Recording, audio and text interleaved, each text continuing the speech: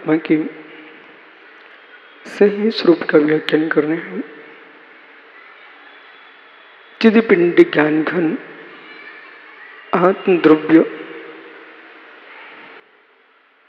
कर्तृत्व शक्ति कर्तृत्व नय अकर्तृत्व नय से संपन्न है।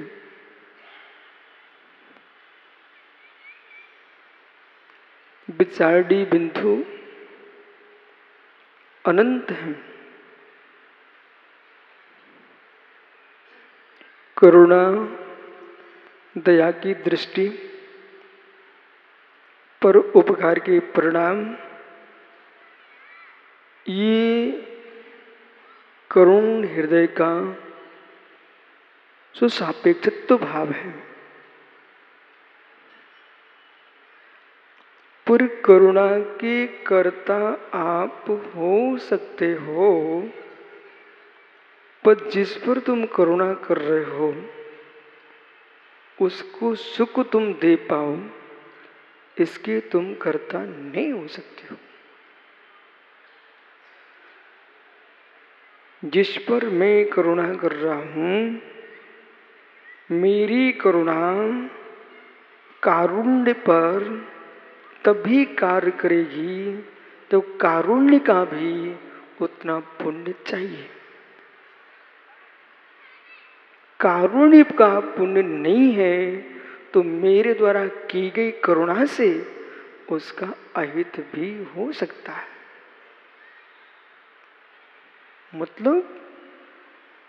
मतलब यह है, वैद्य ने शल्य क्रिया की है उस जीव को बचाने के लिए, परंतु उसका आयु क्रम है ही नहीं है, तो मित्र शल्य क्रिया के उपरांत उसकी मृत्यु देखी जाती है।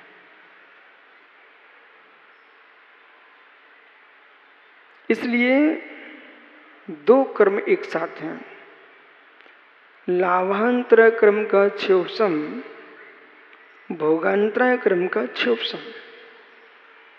दो कर्म एक साथ बैठे हुए हैं।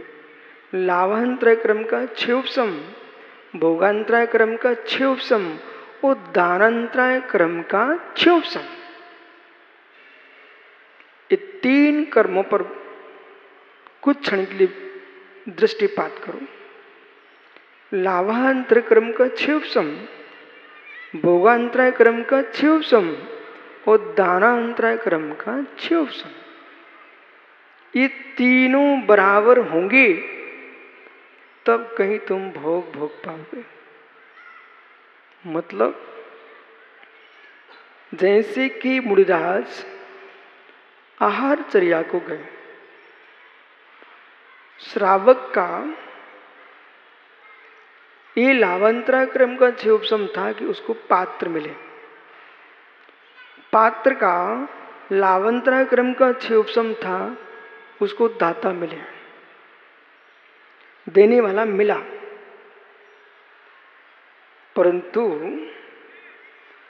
यदि दानांतराय क्रम का क्षोभसम नहीं है और सामने वाले का लाभांतराय क्रम का क्षोभसम नहीं है, तो वे यूं अंजलि करेंगे, वो आप यूं देंगे, लेकिन बीच में बाल आ जाएगा। देने वाला देना चाह रहा था, लेने वाला लेना चाह रहा था, फिर भी अंजलि में नहीं आ सका। लाभांतराय क्रम का क्षोभसम ही नहीं था कि जैसे श्रावक ने यूं किया। एक घटना घटी एक बार मेरे पास टीकमगढ़ में। मैं एक घर में चर्या को गया और वहां पर अच्छा समझदार परिवार था। उन्होंने ऐसे ग्रास लिया, हाथ में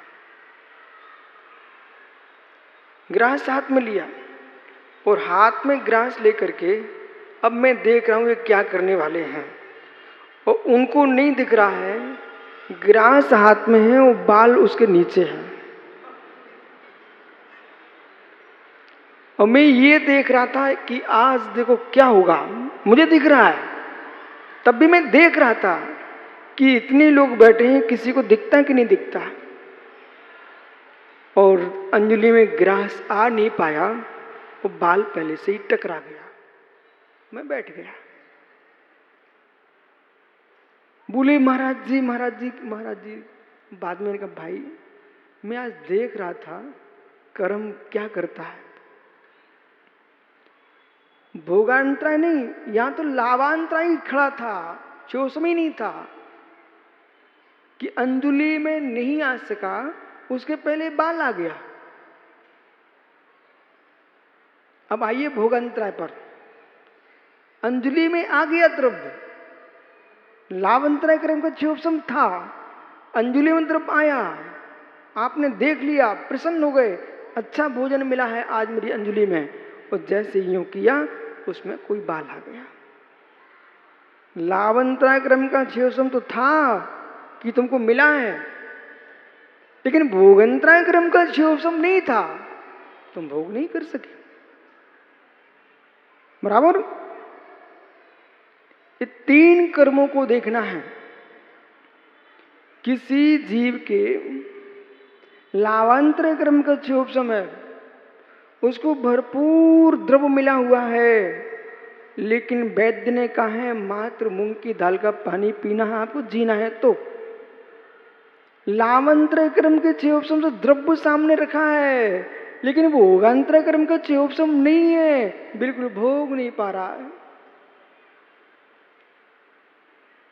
शरीर में असाध्य रोग हो गया, भोगने की सामर्थ्य नहीं है, भोगांतराय क्रम का चोपसम नहीं है उसके पास, बेचारे के पास। बस देख लो, उसमें संतुष्ट रहो आप।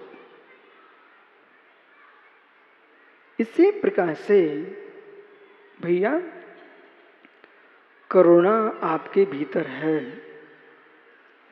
पर सभी कारुण्य जनों के प्रति करुणा करने वाले लोगों से एक विशेष बात आज कहना है। जब भी किसी पर करुणा हो,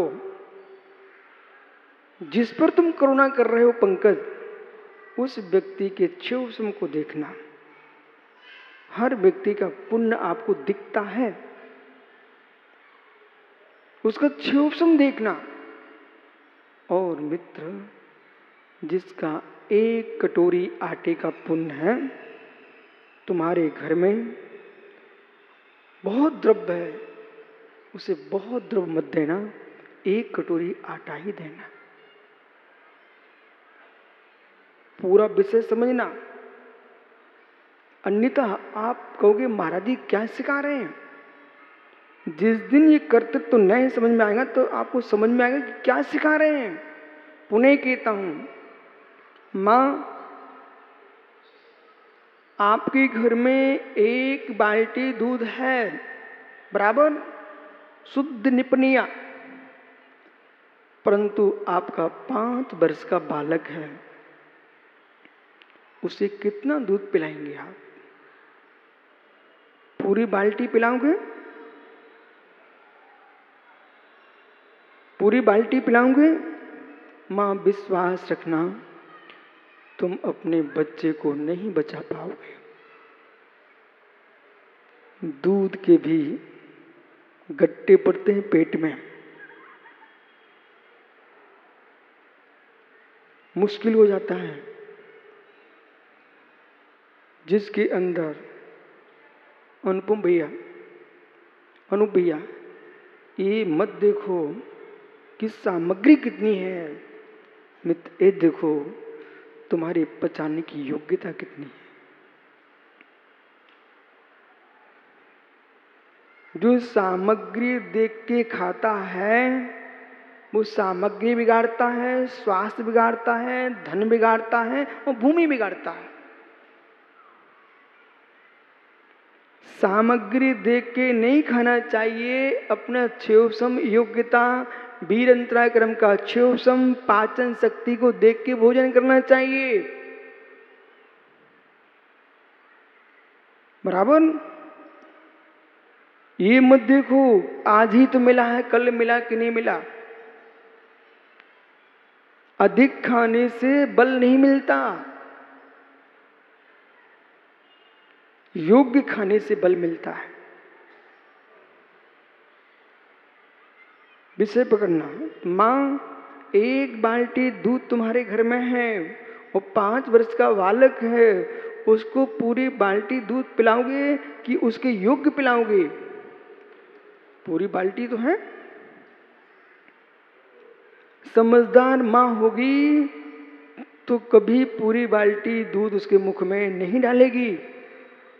आइए प्रोफेसर साहब, जिस जीव का पुण्य 1 कटोरी आटे का है, उसको 1 कटोरी आटा दोगे, मित्र वो खुश होकर जिएगा। और उसके पास 1 कटोरी आटे का पुण्य था, आपने ज्यादा दे दिया, तो खुशी में ही मर जाए बेचारा। अथवा उनके पास उतनी ही पहुंचेगा जितना पुण्य था, अन्यथा सब नष्ट हो जाएगा। आइए गहरे में हम, यदि वो द्रव्य आपके पास रहता तो कम से कम और भी भिखारियों को दिया जाता। इकट्ठा तुमने एक को दे दिया, इतना कंजूस निकला, उसने पूरा द्रव्य खा तो नहीं सका, दबा के रख दिया, उसमें जीव हो गए।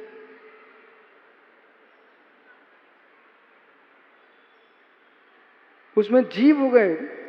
संपत्ति भी ऐसे ही घर में टिकती है जो सदुपयोग कर सके, और जो सदुपयोग नहीं करता है तो संपत्ति धीरे से समाप्त हो जाती है।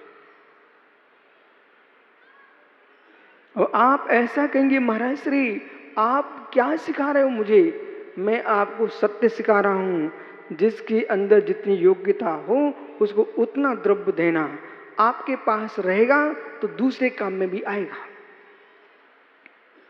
जो संभाल ही नहीं सकता, विशिष्ट द्रव्य के लिए, घर में रखने के लिए विशिष्ट पुण्य चाहिए, विशिष्ट द्रव्य घर में रखने के लिए विशिष्ट पात्र चाहिए।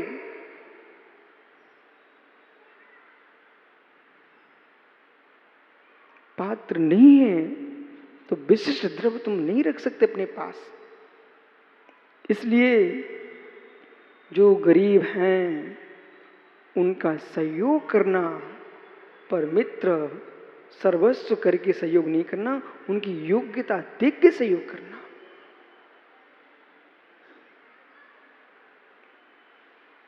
अन्यथा तुम देश को प्रमादी बना दोगे।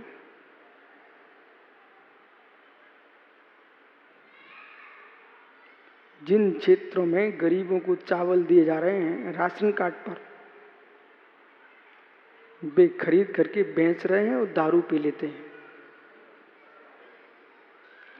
मुझे देश के बारे में बहुत जानकारी है, क्योंकि आप अपने भिंड में रहते हो, मैं देश में घूमता हूं। घरों पर कार्ड लगा हुआ है, गरीबी रेखा, वहां पर सामान आता है, काम करने जाते हैं 2 किलो आ रहे हैं, पर 2 किलो आकर के एक दिन में 2 किलो नहीं खा पाते हैं, बचा करके बेच करके दूसरा काम कर लेते हैं। अब यहां तुम पकड़िए, भारत सरकार उपकार कर रही कि नहीं? भारत सरकार अपना काम पूरा कर रही कि नहीं? लेकिन उनके पास पुण्य का द्रव्य भी नहीं है। कम से कम नहीं तुमको खा पाते 2 किलो, तो 2 किलो रख करके संग्रह करके तुम घर का और भी तो सामग्री गृहस्थी बढ़ा सकते थे, पर नहीं बढ़ा सकते वे अपनी गृहस्थी। जैसे पुण्य क्षीण गृहस्थी नहीं बढ़ा सकता, ऐसे पुण्य क्षीण अपना चारित्र भी नहीं बढ़ा सकता।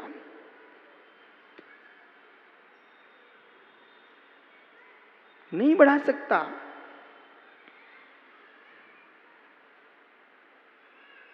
एक भंग पुण्य का नहीं है, पुण्य का एक भंग नहीं है, अनंत भंग है। वे बिरले जीव हैं जिनको सर्वांगीण पुण्य की प्राप्ति हो। इसलिए भैया क्षोभसम, चाहे ज्ञान का क्षेत्र हो, चाहे चारित्र का क्षेत्र हो, चाहे दर्शन का क्षेत्र हो, चाहे भोग भोग सामग्री का क्षेत्र हो, वहां पर एक सूत्र लगता है, स्वावरण क्षोभसम लक्षण योग्यता ही प्रत्यय मर्तम व्यवस्थापित। जिसके पास जितना क्षोभसम होगा उतनी ही वस्तु मिलेगी। एक दिन हमने आपको धन्य कुमार की कथा सुनाई थी। ये धन्य कुमार की पर्याय की कथा थी।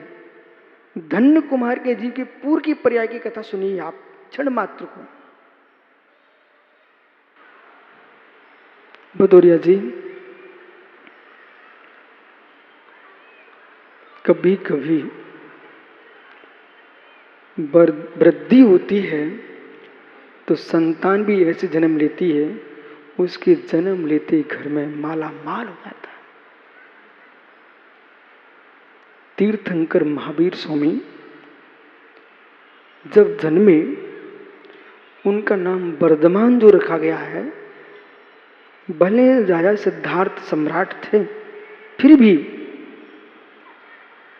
जैसे महावीर का जन्म हुआ, उनके राज्य में हर प्रकार की वृद्धि होने लगी, तो उनका नाम वर्धमान रखा। वर्धमान मतलब वर्धमान, बढ़ता हुआ। धन्य कुमार का जो जीव था,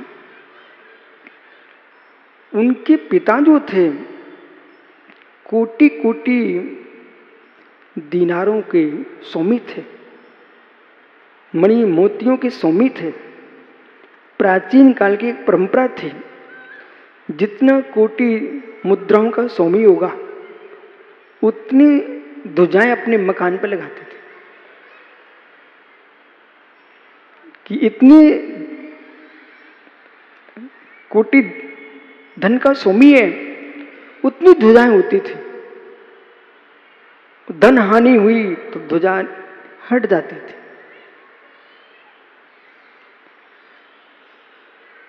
जिसके पास ध्वजाओं पर ध्वजाएं मकान में लगी हों, वो सत्य है, धनपति पुण्यात्मा के घर पर लगी ध्वजा भी दूर से कहती है ये घर विशिष्ट का है।